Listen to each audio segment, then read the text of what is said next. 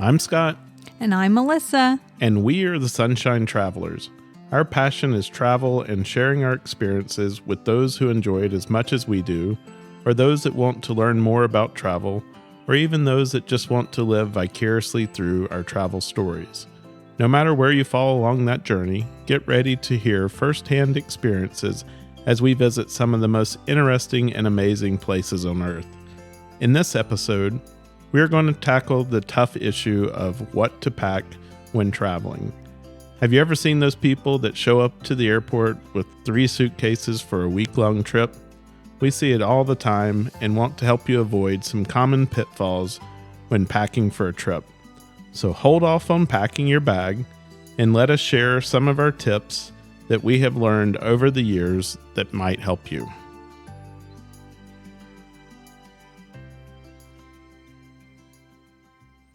Melissa, we wanted to take an episode to address the issue of packing and help people understand how to pack efficiently and effectively for a trip. And this is something that you're very passionate about. So why don't we let you give us some tips and tricks that people can use when packing?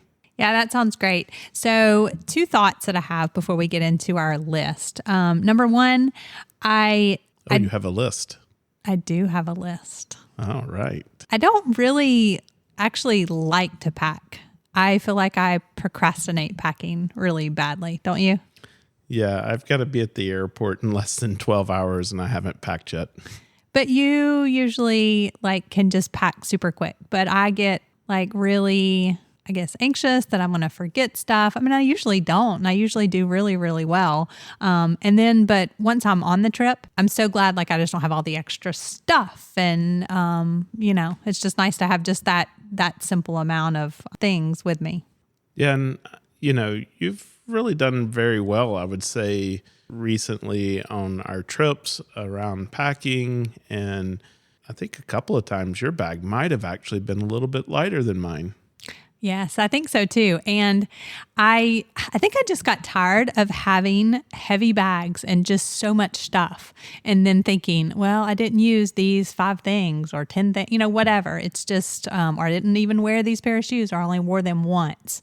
It's just not practical. And I think I just got tired of just carrying around stuff that we didn't need. Now, I will say that after the pandemic, don't you feel like our first couple of trips, we were like, what in the world? We're out of practice of this. I felt like we did a terrible job of packing a couple of times. We just shoved as much stuff in a suitcase as it would fit.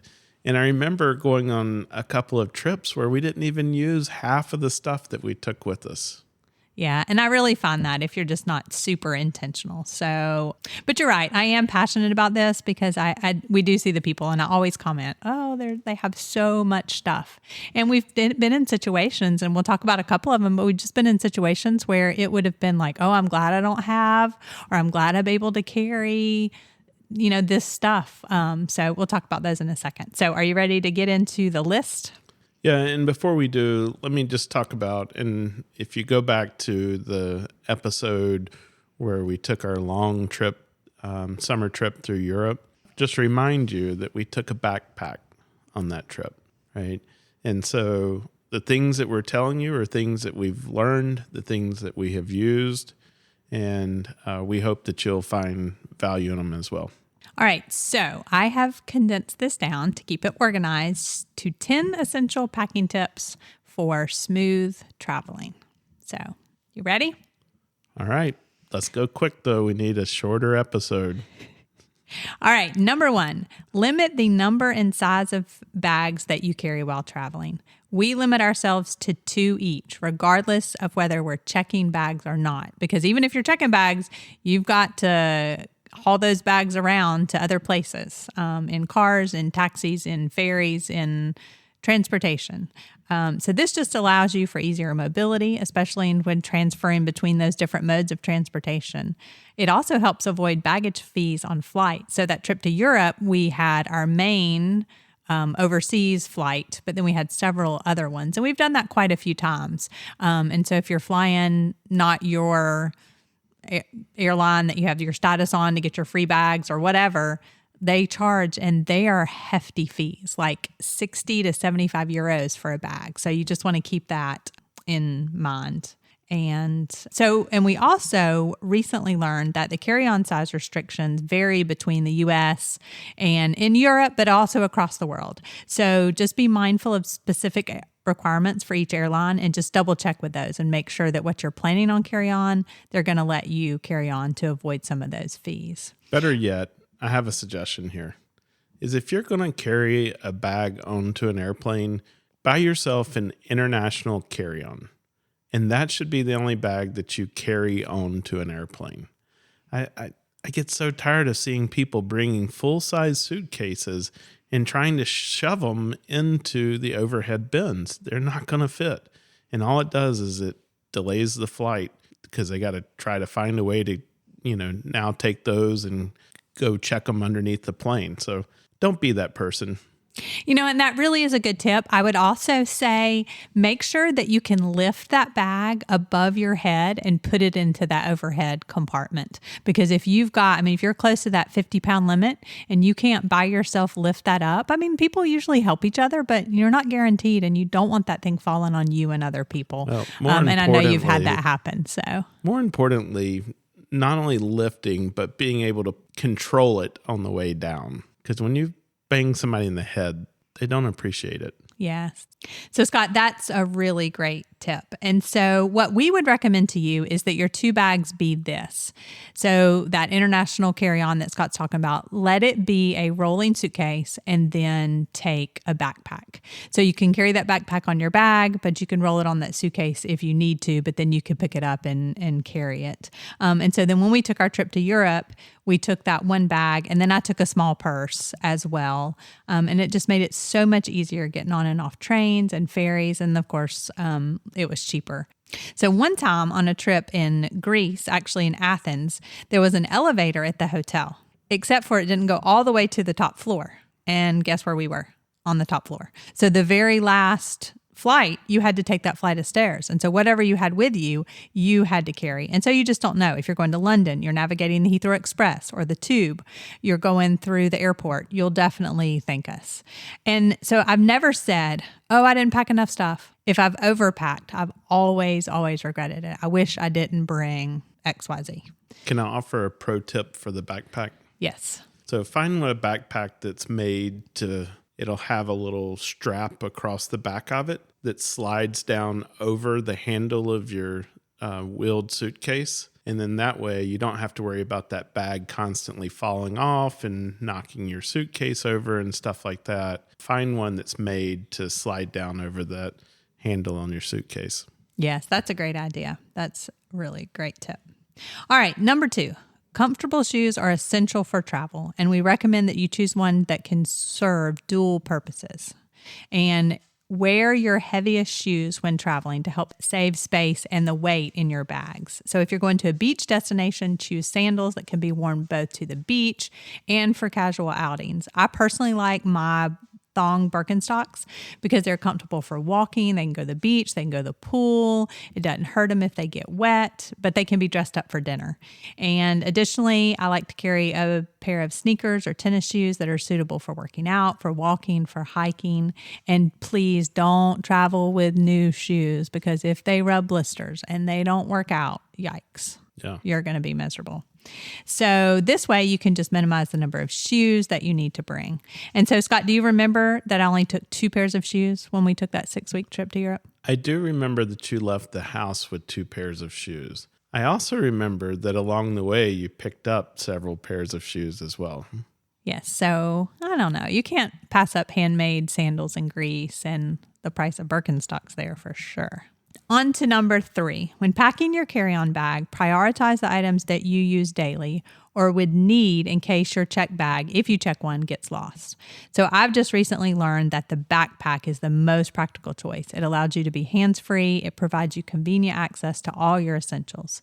And so also keep your items like chargers, headphones, your Kindle or e-reader, a pen, and chapstick all together in a pouch for easy organization. And I have found recently, I like to keep this right with me on the flight, so I'm not having to try to get things out of my bag, either from underneath the seat or in the luggage compartment.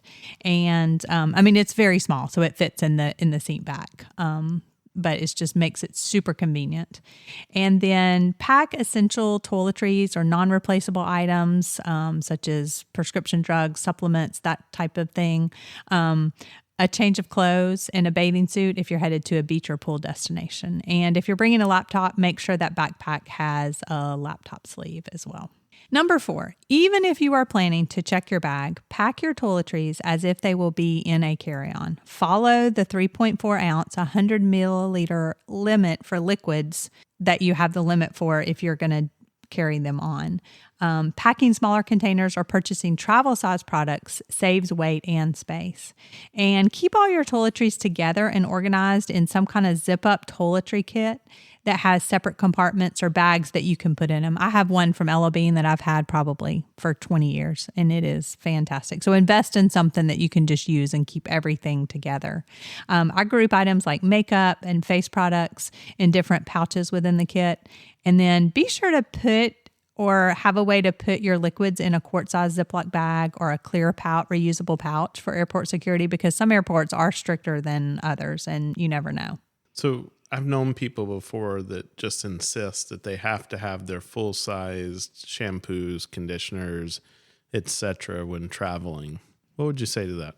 So honestly, I'll bring some kind of conditioner just because I have longer hair, and if I run into a situation where the conditioner is not, so I bring a small thing of conditioner.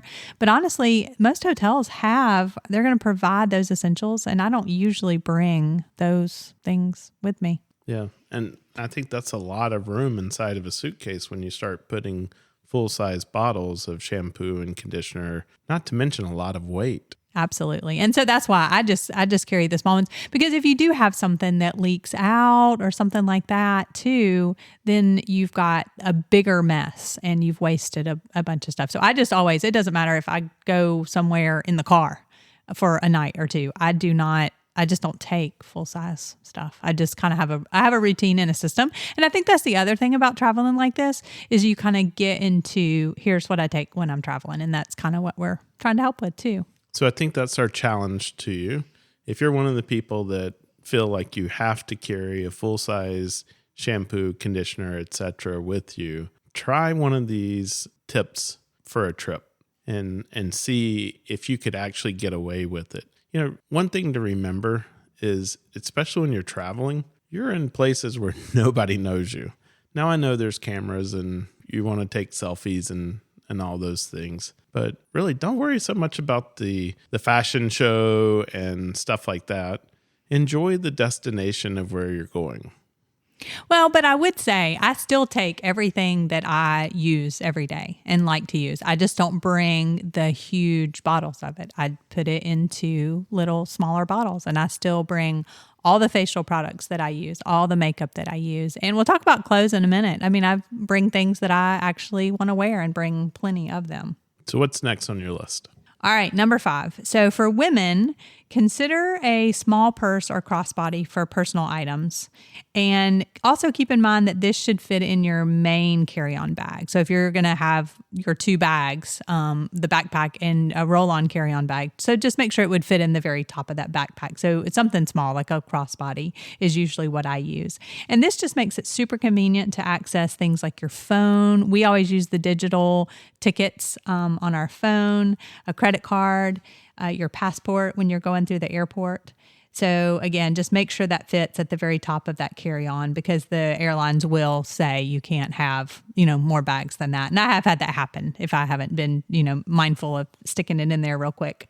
And so then if you require a larger purse or a bag at your destination, just pack that in your checked luggage. I often do that. I have like a foldable, like the Longchamp bag or something like that I can just fold up. So like a flat purse that if you need something bigger. All right, that covers the stuff that is going to go with you no matter where you're going or how long you're going for. So now let's talk about clothes. Number 6, planning your travel wardrobe is crucial for essential packing. Opt for a mix and match wardrobe of dark, comfortable clothing that doesn't show stains or dirt easily. And by adding a jacket or a scarf, it can really help you switch up your outfits while minimizing the number of clothing items that you need to bring along. Be sure to consider the activities that you're going to be doing each day and choose pieces that can work for multiple days and that can be paired with different items. I really think of it as creating a capsule travel wardrobe with your favorite well-fitting clothes that you feel comfortable in, because you certainly just don't want to travel in stuff that you're not comfortable in, you don't feel like you look good in. And I think that's just really crucial. If you buy new items to take, I would definitely try wearing them at least once before your trip to ensure that they're comfortable and to determine any additional requirements, like if you need a specific bra or undergarments, or are these shoes are you just going to feel good and comfortable, and you just want to be thinking about your clothes while you're traveling as well. Number 7. I think packing cubes can be your absolute best friend. They are just so incredibly useful for optimizing your space and keeping your clothes organized, especially if you're moving from place to place as well. It's just almost like having a chest of drawers in your suitcase. That's what it always feels like to me. And I like to use a small cube for items like socks and underwear, bras, maybe a swimsuit. And then depending on your needs, you can use 1 or 2 additional cubes for separating pants from shirts or sweaters, or organizing your complete outfits together. And also on the way back, you can use those cubes to separate the clean from the dirty ones. And so here's kind of like what my rolling suitcase typically looks like. The shoes on the bottom and the sides, and then my toiletry pack on one side, and then those packing cubes kind of fit on the other side. And it just really works out great. So that's what that looks like. Number 8. Avoid overpacking jeans. So you might want to bring jeans for something, but just avoid overpacking a whole bunch of pairs of jeans due to their weight. They show dirt easily. If they get wet, they're slow to dry. I typically opt for things like black pants or black leggings instead of jeans. I may bring along 1 or 2 pair just depending on the situation, but I really try to limit that. Number 9, always pack a bathing suit. I always say to Scott, do you pack your bathing suit? Because you never know if you're going to have a pool or a hot tub, or you just never know. It's just a good idea to have a bathing suit with you, because sometimes they're not always convenient to go find one. And they don't take up a lot of room in your suitcase either. Yeah, they don't take up a lot of room, and it's just nice to have one. You never know. I also recommend a packable rain jacket, because again, you never know, and a small packable umbrella. You can keep that in your check bag unless you know it's going to be raining when you arrive. But those are just nice to have as well. And then number 10, and it's funny because as we were kind of talking about the things we're going to talk about, Scott was like, "What? That's just extra stuff." And I was like, "But I carry this all the time." He had no idea that these next couple of things, well, some of them, he had no idea that I kept these all the time. So I always carry a little stash of Ziploc bags of various sizes in a little pouch in my suitcase. And they have always come in so handy. Wet clothes, or just I don't know, just all kinds of things. Sometimes we've needed them for packing snacks or yeah, absolutely. So just all kinds of things that you never know what you might need little Ziploc bags for. I also carry a reusable shopper bag. I mean, it takes up 0 space, but especially like if you're going to Europe, they charge for bags. And so I'll keep that in my suitcase, but then I toss it in the bag I'm carrying around town, or if we go to the grocery store, or like a pharmacy type place to grab stuff. And then I also have a Columbia collapsible duffel bag that fits perfectly in the front zipper pocket of my suitcase, that I wouldn't really use that pocket for anything else. And that's come in handy sometimes for souvenirs, or if we've bought the shoes he's talked about, or we actually had that bag on that trip. We took that with us, and just things you pick up along the way. And so you don't mind bringing more stuff home. You just don't want extra stuff on the whole trip. So that's just, so if you do need it, you forgot something and you do need to go buy clothes, or, a jacket, or you just see something that you want to buy, it's just another way that you can have a little extra space. To me, that is one of the main reasons why you don't want to have a lot of bags, besides the fact that once you get there, you got to do something with all of them. But if you need to now take that duffel bag and use it on the way back, you can check the roller bag, right? And you still only have 2 bags on the plane. And so, I think that's something important to keep in mind besides all the dozens of other reasons I think that we've given you of, why not checking 3 and 4 bags is a good idea. Yeah, and that's funny as we just sit here and talk about that. Like I can just think back through different trips, the things I've brought back in that little bag in Guatemala, like scarves and, things that were handcrafted there, and in Greece, the shoes, and in London one time, tea and stuff like that. So it's just interesting to think back on those and how I've used that bag. And then the last thing, and this was the one I was like, what? But I keep like a little bitty tiny Ziploc bag with like a laundry detergent pod, just in case that you need to just wash something out in the sink. And then also some like a little stain stick or stain remover pads or something like that, because you just never know. So it's handy to have that stuff. So we keep our favorite packing essentials on our favorites page on sunshinetravelers.com. And so we're going to link that in the show notes. A lot of those, like literally some of the stuff we have had forever. That bag I've had forever. My toiletry kit I've had forever. And so it's not stuff that we buy all the time. And it's like Scott said, we really do have a system. And these are the things that I like to take. And I know the clothes or shoes that I like to take just because I know they're going to be comfortable and I feel good in them and it's just easy to travel in. So we'll have that link and those things so that you can look at those. I'm going to need you to create me a packing list for my golf clubs and stuff. So I've been traveling recently, taking my golf clubs with me. Maybe I need to go through my bag and do a little bit of calculation of what do I actually need to take and not.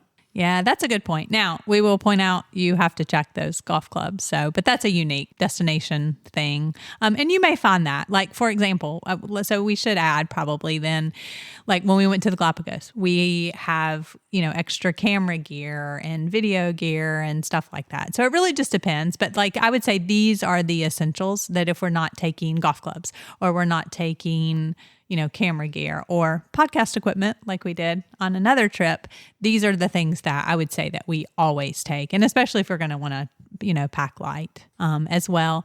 And when we were in Europe, we actually, during that 6 weeks, we mentioned it before on that episode, but we washed a couple of times too. So, I mean, that's a very big possibility as well. Like you could send it out in the laundry at the hotel. That's going to cost a little bit more. Or you could go to a laundromat. Or you could find a wash and fold. And so we've done that. We did that in the Alaska as well. So we really hope these tips will help you just streamline your packing process and ensure a smoother and more efficient travel and experience. And like I said before, I've just found that it just feels so much easier when you just don't have so much stuff to worry about and carry.